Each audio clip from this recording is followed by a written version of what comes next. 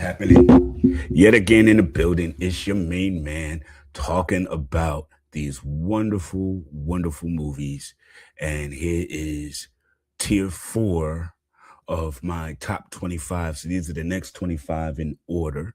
So I'm hoping y'all are vibing with what we're doing so far. And next up, we have Bum ba-da-dum ba-dum ba-dum bum ba-dum ba-dum. Den of Thieves. Den of Thieves was hot.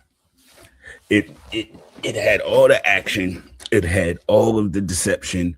It had the the whole vibe of you're not sure where it goes or where it's going, and Gerald Butler plays an excellent, filthy, nasty, dirty cop. Ice Cube Jr., aka O'Shea Jackson, plays a nice little con man. I will say 50's character was kind of wasted, even though the garage scene was dope. And uh, Pablo was dope. Pablo Schreiber, he's got a lot going for him. And this was a good role for him, even though it wasn't necessarily a positive role for him. Um, the only thing is, again, at the end of the day, it did seem the plot twist seemed a bit contrived a little bit. But other than that, it was a really, really fun movie. And so I give it, number 20. What else? Let's see. Now, this one, I know people are going to be mad at me about. But listen, at the end of the day, the intrigue and the drama of the dirty cop in the garage was more important than the actual jewel heist, and the fact that the jewel heist was planned smoothly, but one knucklehead that really shouldn't have even have been on the job in the first place jammed it all up and got everybody displaced, jacked up, and eventually killed. So, Reservoir Dogs was excellent. It was one of Tarantino's first, but on the heist side of things, it left me a little bit dry, but everything else was awesome. So I definitely give Reservoir Dogs number 19. Number 18, my ladies and gentlemen, I have to give to Set It Off. Set It Off. Set It Off really hit on a whole lot of very interesting notes in the fact that if the police just took care of the people in the community, this would have never happened. But instead, because some dudes in the hood decided to rob a bank and Vivica's character happened to know them because, hello, we all live in the hood.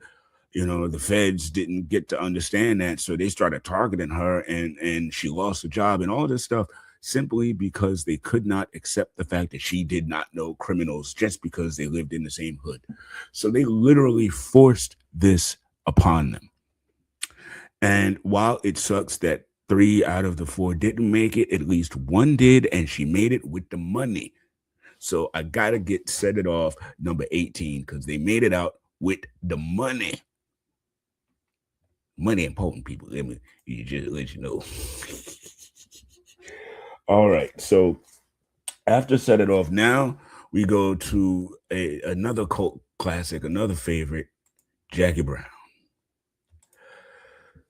Jackie, the heist between her and the money and Sam Jackson's character trying to get his money out of Mexico, and then the cops trying to tag along too. This was fun. This was fun. And Jackie being able to get her comeuppance and be able to live her life, maybe even with the bail bondsman, you never know, by the end of the joint. But I'm sorry, Jackie Brown was and this is another Tarantino, severely less violent than Reservoir Dogs, and this was over a decade and a half more distance between the two of them. But definitely, Jackie Brown, man, was a heck of a heist film. And of course, the cops, Michael Keaton and them, they played a hell of a role. I will say De Niro was understated here, but I feel like that's what his character needed to be. Overall, very good. And now we will be right back. Coming this October 32nd, the prequel to All About the Benjamins. It's all about the cocaine. Starring Ice Cube as Bookham. Co-starring Robert Van Winkle. Nothing but tatas and testarossas. Kitty Cat and Kung Fu. Stay tuned.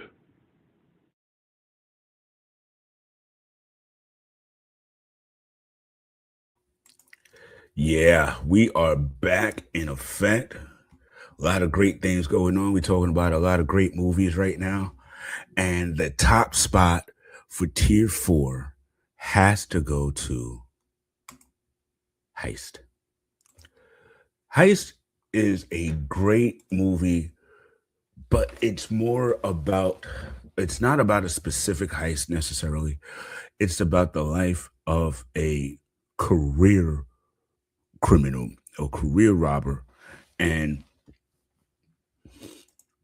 how things go for him. Like Danny DeVito and his girlfriend in this movie, they're literally playing him, setting him up for a big giant fall at the end, and they just figure he's too old and this, that, and the third.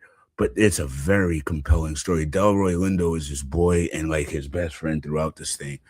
It's very, very well done. If you guys haven't seen Heist, it's not action packed. It's kind of like a quiet, understated show like Ronin, which Ronin didn't make this list, but we'll talk about Ronin in another discussion as it goes. But Heist is an artistic piece, very dramatic and very well done by Gene Hackman and company. And God rest Gene Hackman. You know what I'm saying? But those are my excuse me, top 25 heist movies of all time, tier 4, 16 through 20. And again, guys, I appreciate y'all checking out these videos and hanging out with me while I go through this journey. And I will see you guys on the next video. I'm gonna talk to y'all later. Peace.